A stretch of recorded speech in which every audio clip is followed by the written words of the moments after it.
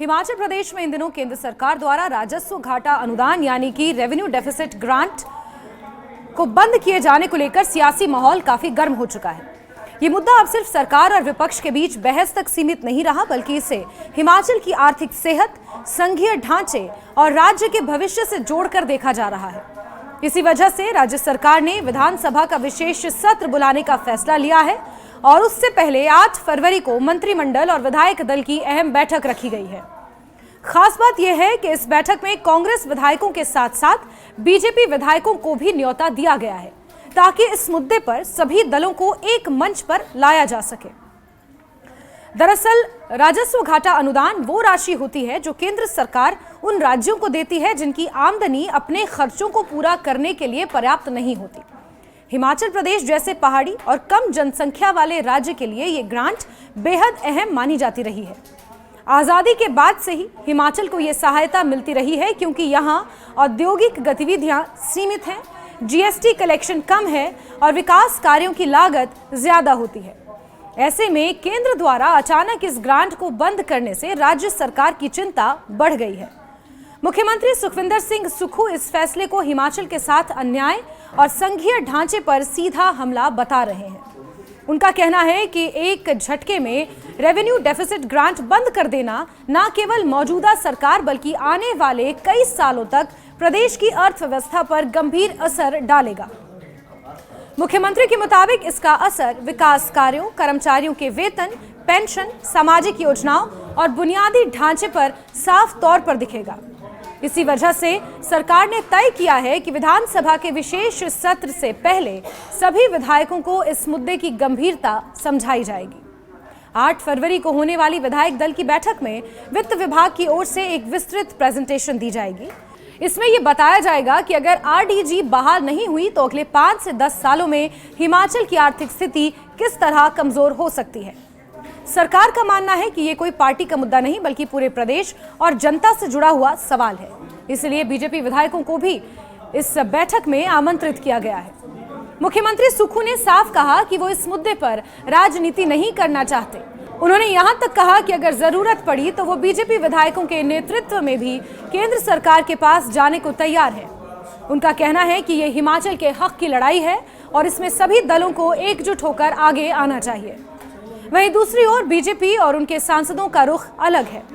BJP का कहना है कि रेवेन्यू डेफिसिट ग्रांट सिर्फ हिमाचल के लिए नहीं बल्कि देश के 17 राज्यों के लिए बंद की गई है। बीजेपी नेताओं के मुताबिक ये फैसला किसी एक राज्य को निशाना बनाकर नहीं लिया गया बल्कि वित्त आयोग की सिफारिशों के आधार पर लिया गया है। उनका तर्क है कि आरडीजी अस्थायी व्यवस्था थी जिसका मकसद राज्यों को अपनी कर प्रणाली सुधारने के लिए समय देना था। हमीरपुर से बीजेपी सांसद और पूर्व केंद्रीय मंत्री अनुराग ठाकुर ने इस मुद्दे पर मुख्यमंत्री सुखविंदर सिंह सुक्खू को खुलकर जवाब दिया है। अनुराग ठाकुर ने मीडिया के सामने पिछले लगभग 10 सालों का पूरा आंकड़ा रखा और ये बताया कि मोदी सरकार के कार्यकाल में हिमाचल प्रदेश को विशेष सहायता और अलग अलग मदों में कितनी आर्थिक मदद दी गई है। उनका कहना है कि केंद्र सरकार ने हिमाचल को कभी भी पैसों की कमी नहीं होने दी। अनुराग ठाकुर के मुताबिक हिमाचल को सड़कें, सुरंगें, रेलवे परियोजनाएं, स्वास्थ्य, शिक्षा और आपदा राहत के लिए हजारों करोड़ रुपए की मदद मिली है। उन्होंने कहा कि केंद्र सरकार ने शहरी स्थानीय निकायों को भी सीधे फंड दिए हैं, जिससे राज्य सरकार पर बोझ कम हुआ है। इसके अलावा जीएसटी के तहत भी हिमाचल को उसका हिस्सा लगातार मिलता रहा है। अनुराग ठाकुर ने यह भी कहा कि अब राज्य सरकार अपने खर्चों को पूरा करने के लिए कर्ज ले रही है और उसकी जिम्मेदारी केंद्र पर डालना ठीक नहीं है। उनका तर्क है कि रेवेन्यू डेफिसिट ग्रांट का मकसद ही यही था कि राज्य धीरे धीरे अपने संसाधन बढ़ाएं और आत्मनिर्भर बने। बीजेपी का कहना है कि वित्त आयोग ने हिमाचल को अन्य मदों में अतिरिक्त बजट दिया है जिसकी चर्चा सरकार नहीं कर रही। इस पूरे विवाद के बीच कैबिनेट मंत्री विक्रमादित्य सिंह ने भी केंद्र सरकार के फैसले पर कड़ी नाराजगी जताई। उन्होंने कहा कि हिमाचल एक छोटा और पहाड़ी राज्य है जो काफी हद तक केंद्र की मदद पर निर्भर करता है। बीते 3 सालों में राज्य ने भारी प्राकृतिक आपदाएं झेली हैं जिससे अरबों रुपए का नुकसान हुआ है। ऐसे में रेवेन्यू डेफिसिट ग्रांट को बंद करना बेहद दुर्भाग्यपूर्ण है। विक्रमादित्य सिंह ने यह भी कहा कि प्रधानमंत्री नरेंद्र मोदी खुद कई बार हिमाचल को अपना घर बताते हैं, ऐसे में उनसे उम्मीद थी कि हिमाचल को कोई विशेष पैकेज या राहत दी जाएगी, लेकिन बजट में ना तो हिमाचल का खास जिक्र हुआ और ना ही वर्षों से मिल रही ग्रांट को जारी रखा गया। उनके मुताबिक अगर ये फैसला राजनीतिक वजहों से लिया गया है तो ये और भी दुर्भाग्यपूर्ण है। मुख्यमंत्री सुखविंदर सिंह सुक्खू ने जीएसटी कॉम्पनसेशन का मुद्दा भी उठाया है। उन्होंने बताया कि जून 2022 तक हिमाचल को करीब 3200 करोड़ रुपए का जीएसटी मुआवजा मिला था, लेकिन उसके बाद ये भी बंद कर दिया गया। मुख्यमंत्री का कहना है कि हिमाचल की जनसंख्या कम है, उत्पादन और खपत सीमित है, इसीलिए जीएसटी से होने वाली आय भी कम रहती है। ऐसे में मुआवजा राशि का जारी रहना बेहद जरूरी था। मुख्यमंत्री ये भी कह चुके हैं कि वो 4 बार केंद्रीय वित्त मंत्री निर्मला सीतारमण और वित्त आयोग के अध्यक्ष से मिल चुके हैं और लगातार मांग करते रहे हैं कि अगले 5 सालों तक हिमाचल को बराबर ग्रांट दी जाए, लेकिन इसके बावजूद रेवेन्यू डेफिसिट ग्रांट को बंद कर दिया गया, जिससे राज्य सरकार खुद को ठगा हुआ महसूस कर रही है। अब सवाल यह है कि बीजेपी विधायक इस बैठक में शामिल होंगे या नहीं। सरकार की तरफ से इसे एक बड़ी पहल माना जा रहा है ताकि कम से कम इस मुद्दे पर सभी दल एक साथ खड़े दिखें।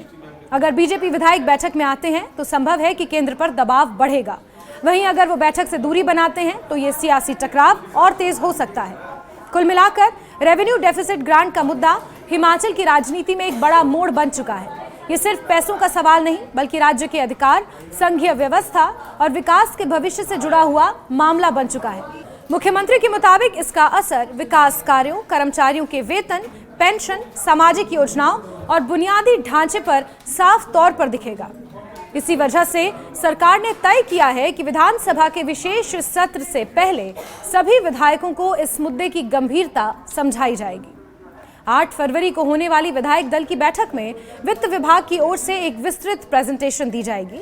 इसमें यह बताया जाएगा कि अगर आरडीजी बहाल नहीं हुई तो अगले 5 से 10 सालों में हिमाचल की आर्थिक स्थिति किस तरह कमजोर हो सकती है। सरकार का मानना है कि ये कोई पार्टी का मुद्दा नहीं, बल्कि पूरे प्रदेश और जनता से जुड़ा हुआ सवाल है। इसलिए बीजेपी विधायकों को भी इस बैठक में आमंत्रित किया गया है। मुख्यमंत्री सुक्खू ने साफ कहा कि वो इस मुद्दे पर राजनीति नहीं करना चाहते। उन्होंने यहां तक कहा कि अगर जरूरत पड़ी तो वो बीजेपी विधायकों के नेतृत्व में भी केंद्र सरकार के पास जाने को तैयार है। उनका कहना है कि ये हिमाचल के हक की लड़ाई है और इसमें सभी दलों को एकजुट होकर आगे आना चाहिए।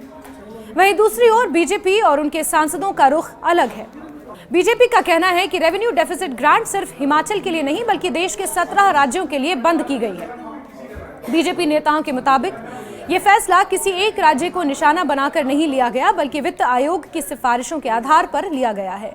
उनका तर्क है कि आरडीजी अस्थायी व्यवस्था थी, जिसका मकसद राज्यों को अपनी कर प्रणाली सुधारने के लिए समय देना था। आने वाले दिनों में ये साफ होगा कि विशेष सत्र और बैठकों के बाद कोई साझा रास्ता निकलता है या ये मुद्दा केंद्र और राज्य के बीच टकराव को और गहरा कर देता है।